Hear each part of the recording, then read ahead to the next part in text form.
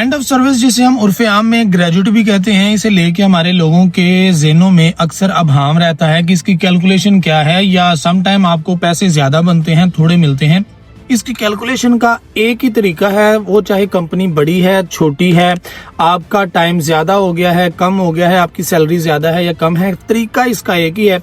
उसमें सबसे पहली बात यह है कि एंड ऑफ सर्विस यानी ग्रेजुएटी जो है आप इसके लिए एलिजिबल नहीं होते अगर आप लेस देन 1 ईयर किसी भी कंपनी के साथ काम करते हैं।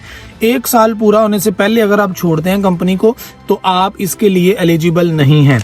अब आ जाए इससे आगे, 1 से लेके 5 साल तक जब आप काम करते हैं तो 21 दिन की सैलरी जो है सालाना आपकी, यानी 5 साल अगर बनते हैं तो तकरीबन 105 दिन ये बनते हैं।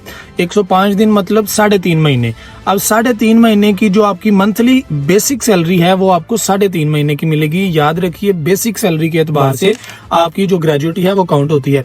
अब अगर 5 साल से ऊपर है तो 5 साल से ऊपर जितने भी साल आपने लगाए हैं उनकी 30 दिन पर ईयर के एतबार से वो कैलकुलेट होगी, और जो 5 साल से पहले के साल हैं 1 से लेके 5 तक उनकी 21 दिन के एतबार से। और ये 24 माह की सैलरी से ज्यादा आपको ये नहीं मिल सकती। इसका ये भी एक रूल है, मतलब आपको चाहे 50 साल एक कंपनी में हो गए लेकिन 24 माह की सैलरी से ज्यादा की सैलरी एज ग्रेजुएटी आपको नहीं मिल सकती। यही इसका आसान तरीन तरीका है ग्रेजुएटी को कैलकुलेट करने का।